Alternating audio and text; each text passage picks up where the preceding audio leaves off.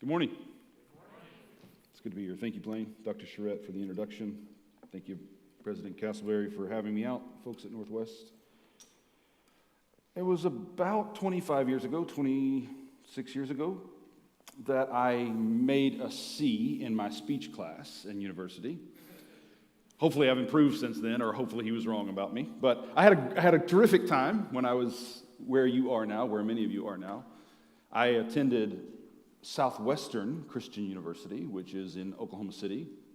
It's a Pentecostal holiness Bible school that became a university, similar history in terms of founding and transformation. But it was it's where I met my wife, and it's where I found my call to ministry. It's where I became a theologian and an artist, and it's exciting to be in a space like this with you, knowing that those are the kinds of shifts that are happening in your life. And hopefully you're doing better in speech than I did. But if you don't do well, just remember that God has a sense of humor, and you might still end up working in that area. So as Blaine said, Dr. Charette said, I do want to talk about the spirit and the arts, and I'm going to be giving several talks over the next couple of days. I know all of you won't be at all of them, but if you are interested in what I'm doing, you should try to track down the recordings, because I am going to kind of piece together a mosaic of ideas, and I won't be able to cover everything in each talk. So if you are interested for more, I'll just encourage you to track that down. So that said, let me get started. Mary Gauthier, who's a folk artist and singer-songwriter, has said, I heard her recently in an interview say, that if you go past the personal, she's talking specifically about songwriting, if you go past the personal to the deeply, deeply personal, go past the personal to the deeply, deeply personal, you hit the universal. What she's naming there, I think, is the sense in which, in order to kind of reach the place that we all share, to talk in ways in which we understand, we have to talk about ourselves with the kind of particularity that goes past surface descriptions of what's happened to us into the depths of what we were experiencing when it was happening to us. You have to get past the personal into the deeply, deeply personal. So today, what I want to do in this first talk is talk mostly about my experience as a kid in a Pentecostal church in rural Oklahoma, and then a Pentecostal Bible school that became a Pentecostal university while I was there, and what my experience of the spirit and the art, not the spirits, we were not allowed any spirits, either demonic spirits or alcoholic spirits, the spirit and the arts. That's why I made a C in speech right there. I made slips like that, and then I became distracted by it. So I want to talk a little bit about that experience, not because it's me telling you about my story, but because I think in sharing my story, if I can share it from the right place, it will open up on your own experience, even though I hope most of your experience is wildly different from mine. So with that said, let me say this before I get to that story. Philosophically and theologically, there are some huge questions on the table here. One is, when we talk about the title of this lecture series is, Can Beauty Save the World? Can beauty save the world? But in a question like that, and in a statement that we're going to explore the spirit of the arts and the art of the spirit, we're begging a lot of questions about what we mean by the world and why we think it needs to be changed. We're begging questions about what we mean by art and what its relationship is to beauty. And we're begging questions about how the Spirit of God works in our art. How is God doing what God does in me doing what I do? And how does art change the world? How does the Spirit change the world? These are the kinds of underlying philosophical questions. But to get at those, I want to talk first and foremost about how these questions sound to me given the story I've lived. So, as I said, I was raised as a Pentecostal. I did a survey for a student the other day, and the question was, when did you start attending church? And it was, I guess, while I was still in the womb, right? I mean, I grew up in church. My mom gave birth, and that weekend we were at church. Right? That's a true story, right? I was in church from the beginning of my existence.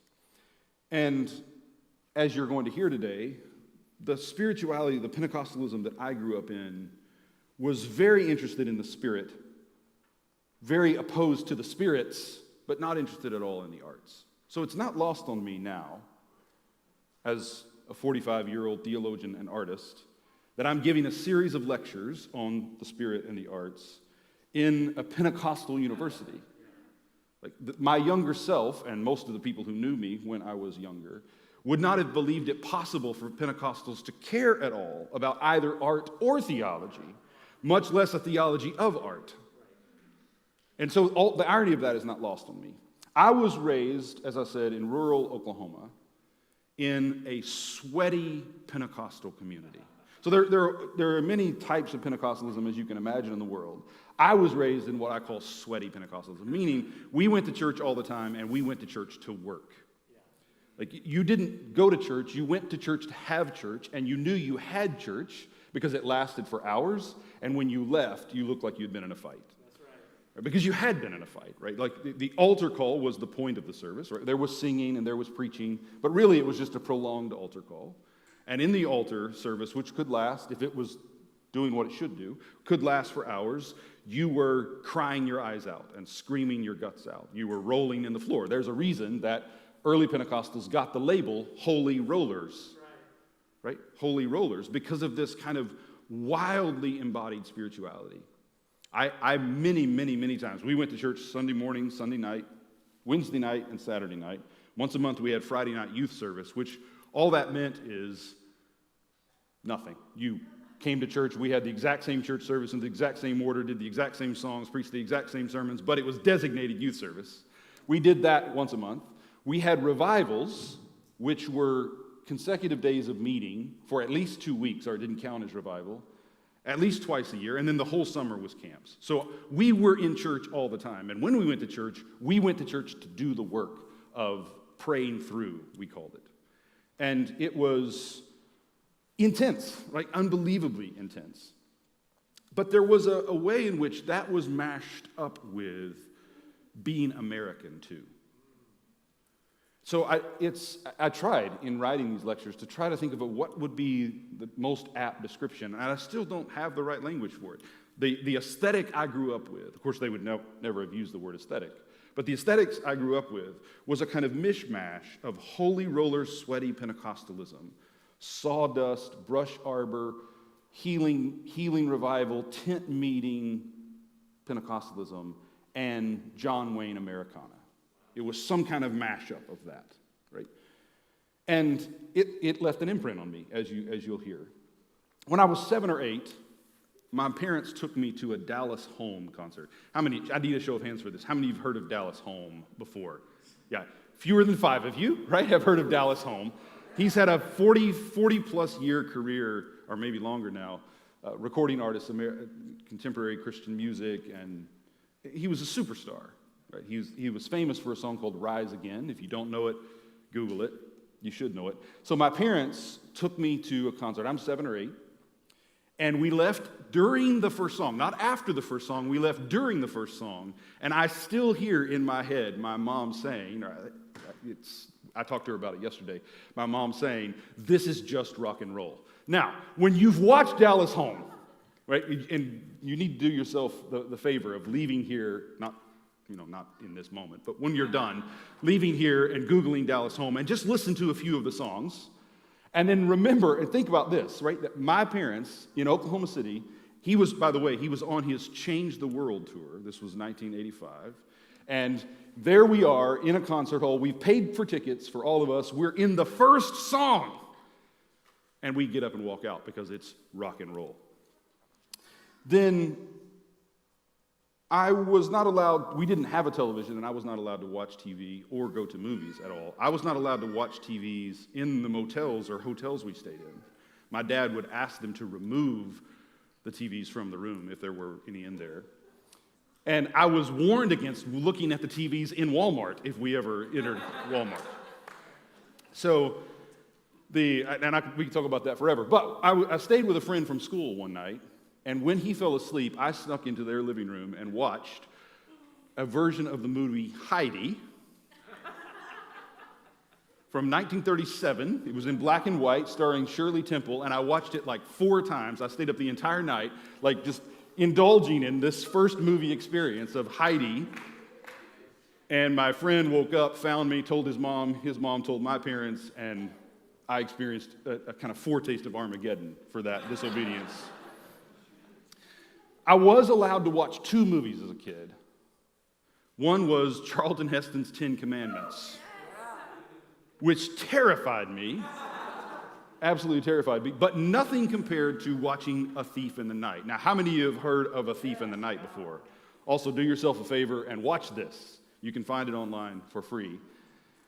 A Thief in the Night is about rapture, and I was raised in a church in which the rapture, we all believed it was going to happen at any moment. One of the most traumatic, and I use that word carefully, one of the most traumatic experiences of my young life was a church service. We were probably in the 9th hour of the altar call, and I am in the fetal position under the pew while people, all the adults, are running and screaming because they think the rapture is happening. At least that's what I processed as the kid in the fetal position under the pew, right? So, I mean, when I say we believed in the rapture, I mean we were fully convinced it was going to happen at any moment, right?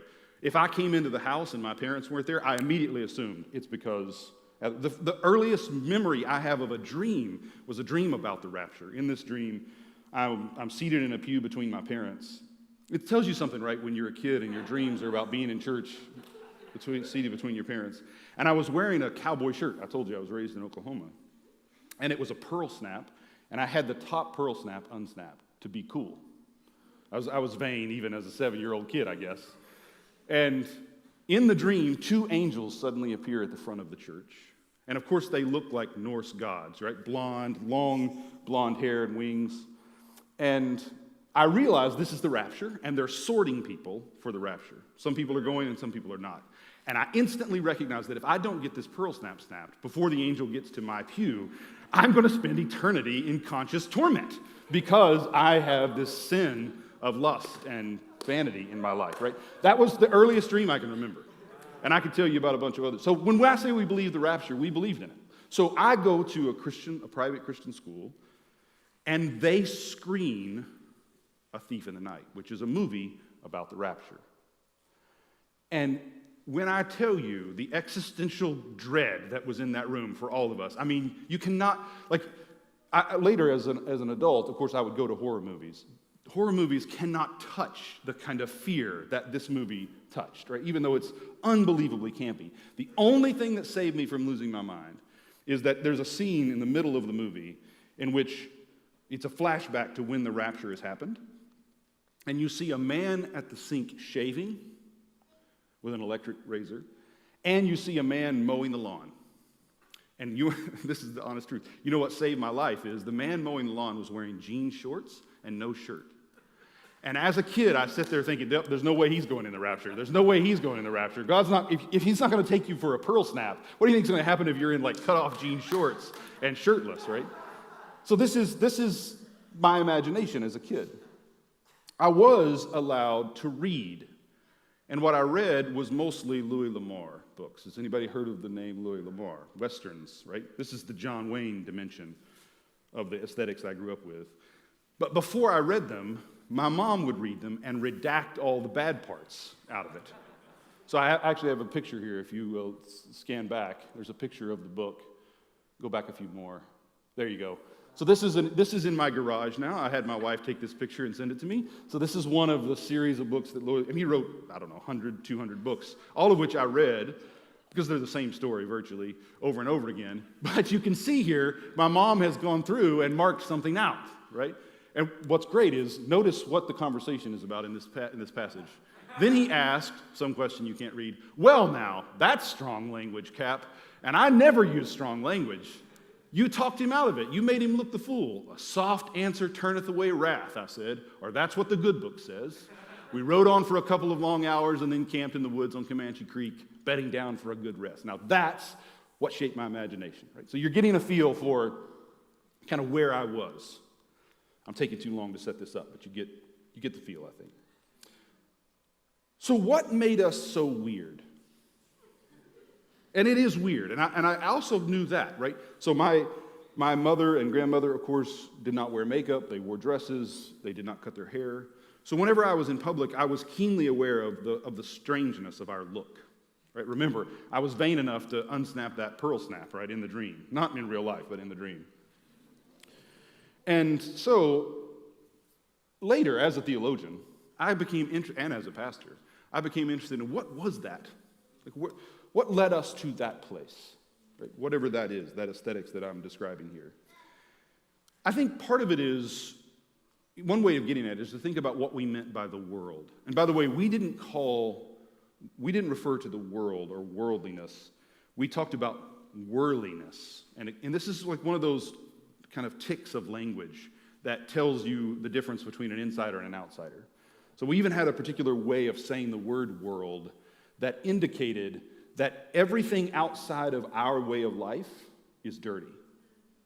That everyone we met, I mean, again, I didn't know how to think about this as a kid, but as an adult looking back, I realized that my imagination had been shaped so that I not only expected the rapture at any time, but I expected almost everyone I met to be damned, to be bent for eternal hell, including most Christians.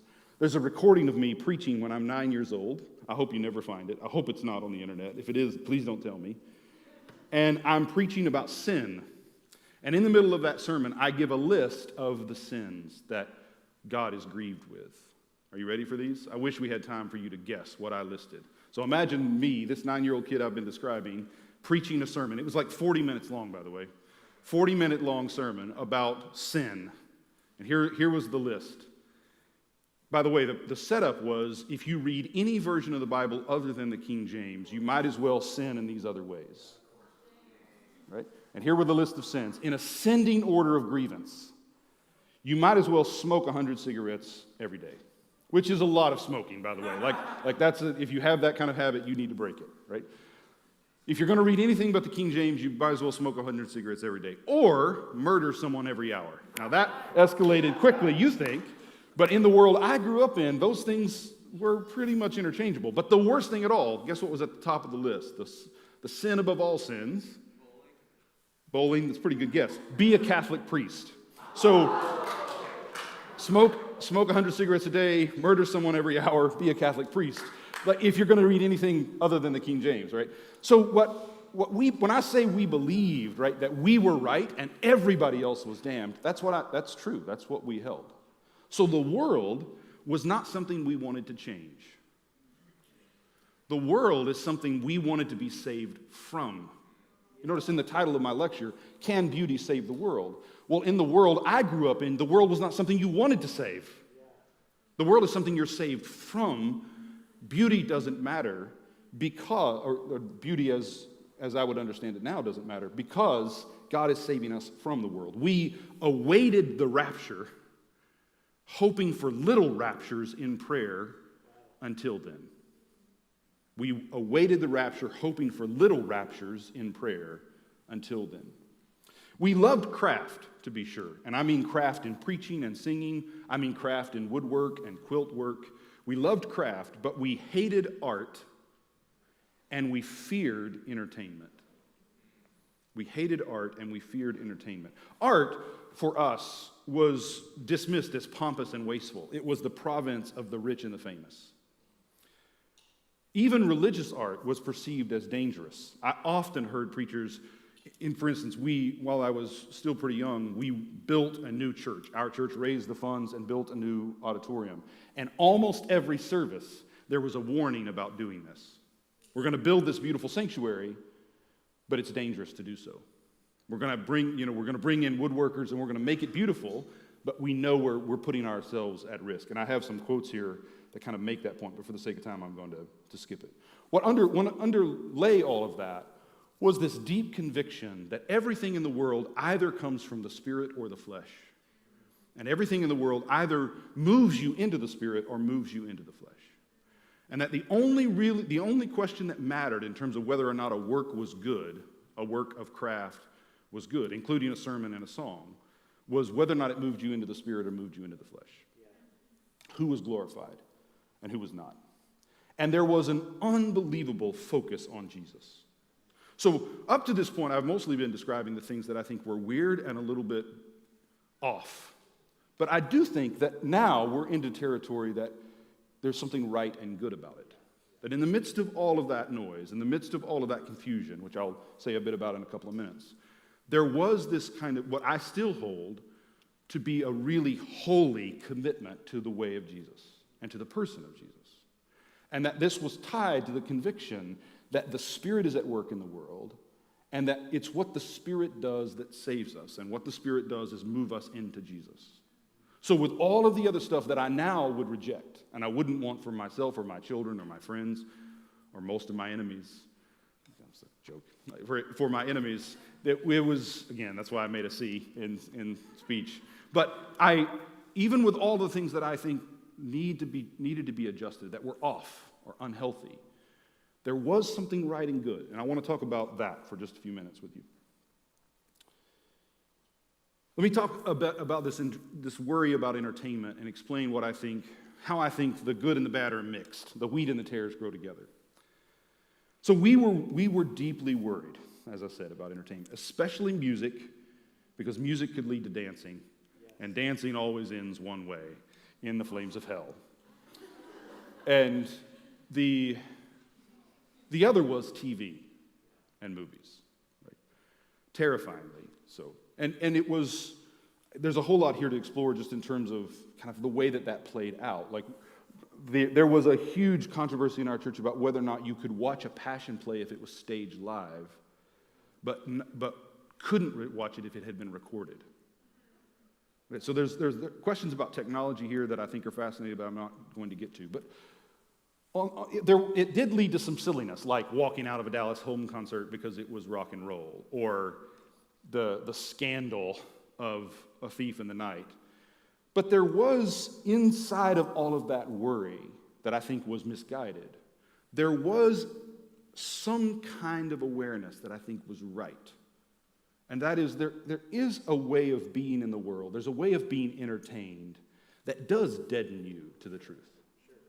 That there is a way of being amused that leads you to a calloused state in which you are unaware of what is happening. You're out of tune with the Spirit. You're out of step with Jesus. And even though I think there was so much nonsense around fear of entertainment, fear of music, fear of movies, fear of television, there was something in the midst of all that confusion that was right and good. This warning that there is a kind of entertainment, a kind of amusement that can lead you into, it can deaden you, right? It can flatten your sensitivities. And I think that what made that fundamental difference is we couldn't always tell the difference between purity and innocence. So one of the theological distinctions that I want to kind of work through in all these lectures is, I think the call to holiness, when it is right and good, is a call to purity. It's a call to share in the character of God, in the incorruptibility of God. And when I'm talking about purity, when I say the incorruptibility of God, I mean what it was that made it so that Jesus could be present with sinners without himself being stained by it, but liberating them. Right? Jesus did not have to watch who he hung out with because he was pure. And his presence was pure and purifying. So when the sick or the diseased or the sinful were in his presence, instead of him being overcome by their presence and drawn into temptation, they're liberated into the presence of God. That's what we mean by purity. But there is another idea that often is confused for it, and that is innocence. And innocence is about protecting your own naivete, making sure that you don't experience anything bad. And here's the fundamental difference. Purity is about sharing the goodness of God with those in need. Innocence is about protecting your own conscience from defilement. And in our churches, that often got confused. When we were talking rightly, we were talking about purity. But sometimes without even realizing it, we would stumble into talking about innocence. So somehow, I think, if we're going to talk about a Pentecostal theology of the arts, we have to recover that distinction and insist on we need to move toward purity. In the arts, purity matters, but innocence is not the goal. The goal here is not for me to hear or see anything that would grieve me. The goal is to make sure that I don't portray anything that drives someone away from Christ, that turns anyone away from Jesus. And I'll explain a little bit more about what I do and don't mean by that as we go. Does that distinction make sense? I've got like 7 minutes left. You following me so far? So, there was some of this was driven by class. We were working class, mostly white people, but entirely working class people. And some of this fear of entertainment had to do with our fear of laziness, our fear that our work ethic would be undercut. So one way that I've written it here is there was a lot of blue from blue collar in our spirituality. You know what I mean by blue collar, right? We're talking working class, working poor people. There was a lot of blue on us from the blue collar. But there was also the blue of the blues, which is something else, right? And there was the blue of the wounds of Jesus. And the work of a theology of the arts in the Pentecostal tradition is about distinguishing those things and not confusing the blue of blue collar for the blue of the blues that are rooted in the blue of the wounds of Jesus. And so I come to the end. I'm skipping a bunch of stuff. I'll share it in a different talk about Blind Willie Johnson. Any of you heard of Blind Willie Johnson before? He is a holy blues artist, Deep Ellum, Dallas, early 1920s. He attends the Church of God in Christ, which is a black Pentecostal tradition, and is one of the most important formers for early jazz and blues tradition. And I want to talk specifically about two of his songs. One is called John the Revelator. How many of you have heard the song John the Revelator? Heard this before? Do yourself a favor and Google. Make sure you listen to his first. There are dozens of versions of this. Depeche Mode has one. Nick Cave has one. There are endless versions of John the Revelator. But make sure you listen to Blind Willie Johnson's first. And then In My Time of Dying. So in my last couple minutes, listen to the lyrics, and then I want to make one comment, and I'll get out of the way. Well, who's that writing? John the Revelator. And by the way, this is recorded. He's playing the guitar and singing, and his wife is doing the response. So he's singing, well, who's that writing? John the Revelator. Who's that writing? John the Revelator. Who's that writing? John the Revelator. A book of the seven seals. And you've got to hear it. You've got to feel it, right? His voice, the chainsaw that is his voice, and the kind of arrhythmic way he's playing the guitar, and the sweetness of his wife's voice coming back at him in the call and response. So the song is more than the lyrics, but listen to these lyrics. Now, who art worthy? Thousands cried holy, bound up for some son of our God. Daughter of Zion, Judah the Lion, he redeems us. He bought us with his blood. John the Revelator, great advocator. These are the roots of rap. John the Revelator, great advocator, gets him in the battle of Zion. Lord telling the story, rising in glory, crying, Lord, don't you love some I? Don't you love you some I? Well, Moses to Moses, watching the flock, saw the bush where they had to stop. God told Moses, pull off your shoes out of the flock. It's a you I choose. Now again, you got to hear him to get the song. But in those lyrics, there are a couple things I want to comment on. One is the brokenness of it, the gaps.